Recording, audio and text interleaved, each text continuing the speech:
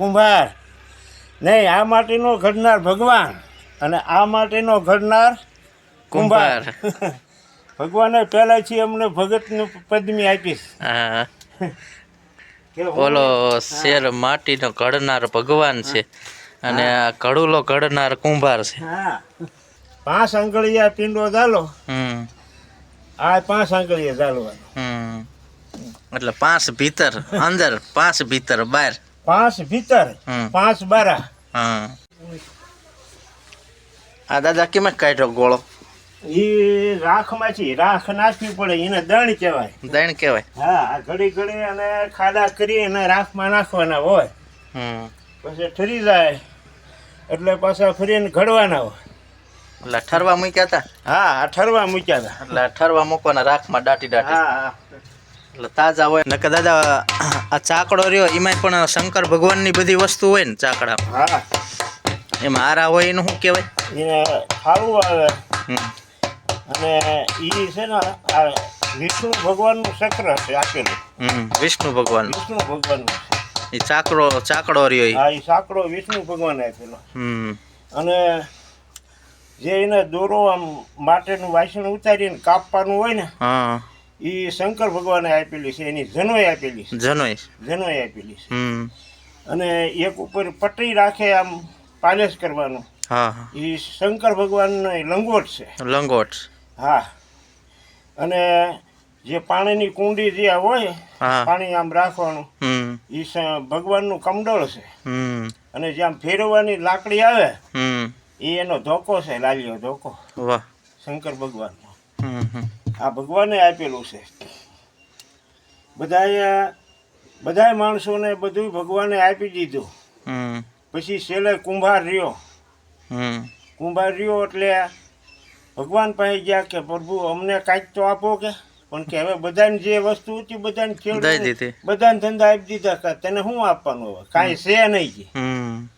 પછી ભગવાને વિષ્ણુ ભગવાને કીધું કે હું આ મારું ચક્ર આપું છું. સુદર્શન ચક્ર. હા, સુદર્શન ચક્ર આપ્યું.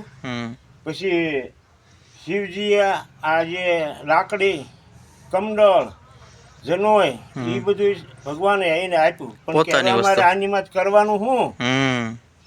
હા, એ તો ખરું તમે. હા, પણ આનેથી ઉપયોગ શું અમારે ઉપયોગ શું કરવાનો? આની માં કેમ અમારે કમાણી કરવી? પછી ભગવાને કીધું કે આ માટીનો કારીગર હું અને આ માટીનો કારીગર તું થાઈશ. અને પ્રથમ પહેલા તું કુંભ બનાવીશ. એ કોઈ પણ મંદિરમાં કે કોઈ મોટો યજ્ઞ હશે, પ્રથમ પહેલો કુંભ તારો કુંભાર. હા, સાચી વાત. અને ભગવાને જેટલા ઘાટ ઘડ્યા એટલા કુંભારે ઘાટ ઘડ્યા. દાદાએ ઇતિહાસ કંઈક કીધો છે અને હકીકતની વાત છે. આમાં કાંઈ પણ ભેળસેળ વસ્તુ નથી કે અમારું ભેળવેલું છે. કાંઈ વસ્તુ એવી નથી. અને ભગવાને એવું વરદાન આપ્યું છે કે આમાં તું કોઈ ભૂખ્યો નહીં રહે. અને તારે ઘરે ભગવાને આવશે, સાધુ સંત બ્રાહ્મણ બધા તારા ઘરે ઉતારો હશે. અત્યારે પણ છે કે જ્યાં ગામડે અંદર સાધુ બ્રાહ્મણ કુંભારના ઘરે ઉતરે. હા, સાચી વાત છે. ગામડે આવે તો મંદિરે કે છે કોઈ કુંભારના ઘર, ગમે ત્યાં આવે એટલે પૂછે કે છે કુંભાર ભગતનું ઘર છે અહીંયા, તો અમારે ત્યાં રોકાવું છે. એટલે કુંભારને ત્યાં ઉતારા હોય બધા. કુંભારને ત્યાં બ્રાહ્મણ કરતા ઊંચા. એટલે કુંભારને ત્યાં ઉતારા હોય છે. આવી કંઈક દાદાએ વાણી કરી છે ને દાદાની હકીકતની વાત છે. પણ અત્યારના ને કોઈ ખબર નથી કે શું છે.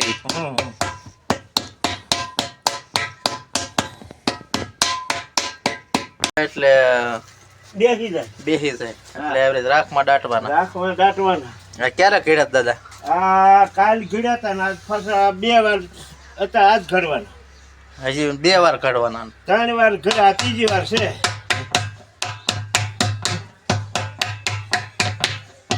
તો જોઈ શકો છો મિત્રો, દાદા ઘડે છે. ઉતારવાના, ઘડવાના, પાછા સમારવાના, આ પાછા ટોસવાના. આ ઓજારને શું કહેવાય? આને ટપલો કહેવાય. આને ટપલો કહેવાય. આને પીંડો કહેવાય. આ પથ્થરનો આવે, આ લાકડાનો આવે. એનો ઓજાર હથિયાર કહેવાય. અને આ કુંડાનું શું કહેવાય? આ કુંડી કહેવાય. હમ. એમાં પાણી રાખવાનું, એમાં ટપલું બોલતું જવાનું એટલે પાલેશ થાય. હમ 5 ભીતર 5 બારા. હમ અંદર પથ્થર તો બાર પર લકડ. આ અંદર રાખવાનું. હમ 5 ભીતર 5 બારા. એટલે એમ કે આ પથ્થર જે રહ્યો ને એ હા. અંદર આવે. અને આનેથી બહારથી હા, હા. હમું કરવાનું. એટલે ભીતર પથ્થર ને લકડ બારા. હા માટીનું કુંભાર શું બનાવે છે એ કળા તો એમની હાથમાં છે. જોઈ શકો છો મિત્રો, અમારા દાદાજી એ ઘડે છે મટકા માટલા, ગોળા ઘડે છે ગોળા.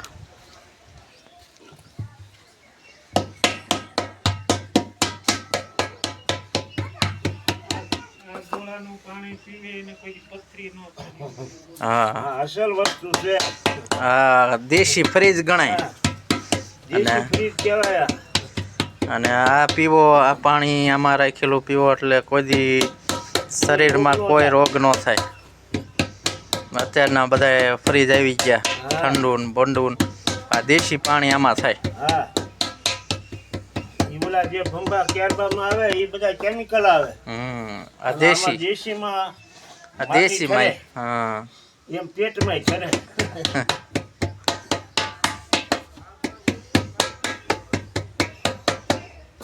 આ બધી અસલ વસ્તુ છે. આ છેલ્લી પેઢી છે. હમ. અત્યારની પેઢીને કાંઈ ખબર નથી પડતી કે શું વસ્તુ કહેવાય, શું દેશી કહેવાય. હા, કાંઈ વસ્તુ નથી ખબર. નથી ખબર. આ છેલ્લી પેઢી છે કે આપણને હજી આ રીતની વસ્તુ હા, અને જોવા મળે. સંસ્કૃતિ જીવડાવે છે. હા, હા. અમે એમનો જ વંશ છીએ તો એમને નથી ખબર પડતી કે આને શું કહેવાય. હા.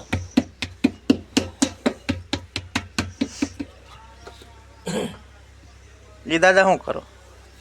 આ તો ચડ્યું હોય ને હમ એટલે બુરાઈ જાય. હમ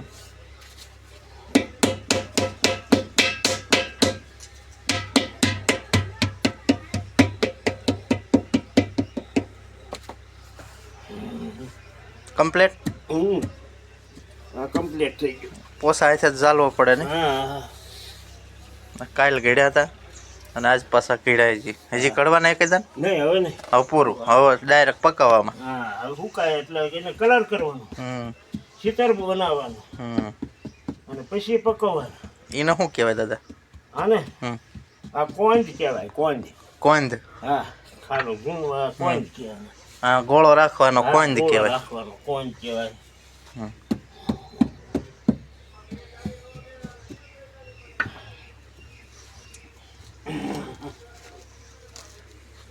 લાવો મૂકી દઉં. ના, ના. એવી રીતે આવે.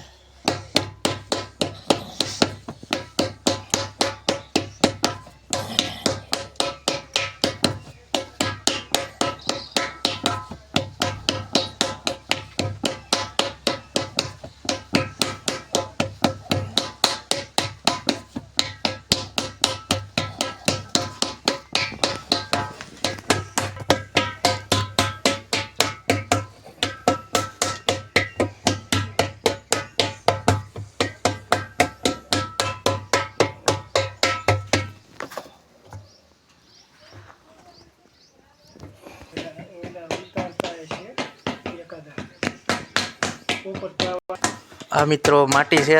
આના માટી જો તમે જોઈ શકો છો. માટી જોઈ શકો છો મિત્રો, આવી કંઈક કુંભારની કળા છે અને દેશી ગામડું છે મારા મામાનું. અને આ છેલ્લી પેઢી એવી છે કે જે હજી આપણી દેશી સંસ્કૃતિને જાળવી રાખી છે. અને અત્યારની જે જનરેશન છે એને પણ આ વસ્તુની કાંઈ ખબર નથી. એને અત્યારની નવી નવી નાંદવું આવે એવું બધું જોવે છે, રૂપકડું જોવે છે. દેશી વસ્તુને કોઈ ઓળખતું નથી. આ અસલ દેશી વસ્તુ છે, જોઈ શકો છો મિત્રો. ને ફ્રીજને પણ પાછું પાડી દે. આમાં પાણી જે ઠંડુ થાય એ કાયમ જેમ તમે પીવો તો આને પણ શરીરમાં રોગ પણ નથી થતા. જેને કહેવાય કે પથરી છે એવા વગેરે વગેરે ઘણા રોગ આવે એવા બધા રોગ પ્રગટ થાય છે. પણ આ દેશી વસ્તુ છે અસલ, પણ કોઈ અત્યારે જાણતું નથી કે દેશી શું કહેવાય. અને આ બધી કળા રહી ને મહેનતની છે. કોઈ આમાં હોશિયાર માણા હોય ને, કોઈ એમ કહેતો હું આ કરી નાખું, પણ કોઈથી થાય નહીં. આ વિજ્ઞાન લોકોથી નથી, વિજ્ઞાન લોકોથી પણ આ વસ્તુ નથી થઈ. આ મશીનગીરીથી થયું પણ હાથથી ન થયું. હાથથી ન થયું. એટલે આ વસ્તુ રહી કુદરતની કળા. અને એક જેને કહેવાય ને કે ભગવાને એક કળા આપી છે કુંભારને. આ જે કળા કુંભારને આપેલી છે એ કળાથી થાય છે. પણ અત્યારની પ્રજાને તો જો કે કાંઈ ખબર નથી પડતી. પણ આ જે છે એ છેલ્લી પેઢી છે, આપણને આ બધું જોવા મળે છે કઈ રીતે બને છે, કઈ રીતે નથી બનતું. આ પેઢી જાય એટલે આપણું કાંઈ ખબર નહીં પડે કે અત્યારને શું હતું ને શું હતું પહેલાં કાંઈ. તો જોઈ શકો છો મિત્રો, અમારા દાદા છે ને દાદા બનાવે છે. હવે મને ખુદને જ નથી ખબર કે આ ઓજારના નામ શું શું છે. ખબર છે કે મોટા મોટા કા પીંડો કહેવાય, ટપલો કહેવાય, પણ આ દૈણ છે, આ રાખમાં દાટે એને શું કહેવાય, કોઈ વસ્તુની આપણને ખબર નથી પડતી. કોઈ ખાડા ખડિયા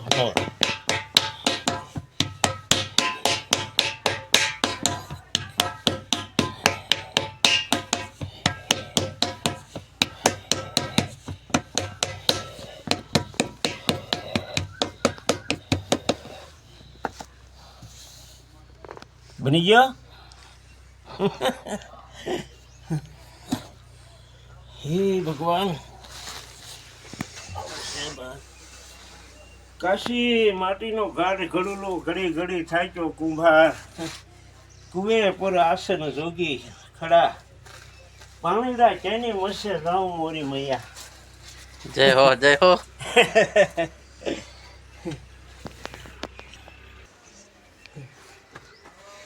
ભગવાન ને ભગત બે હરખા.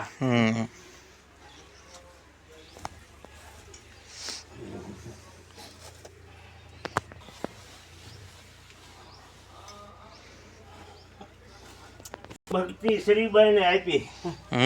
શ્રીબાઈ કુંભાર નાચી ભક્તિ ચાલુ થઈ. હા, શ્રીબાઈ નો હોત તો ભક્તિ નો હોત. હા, પછી આ બધો સગળો સંસાર ભક્તિ મંડ્યો કરવા. પ્રથમ ભક્તિ શ્રીબાઈ ની.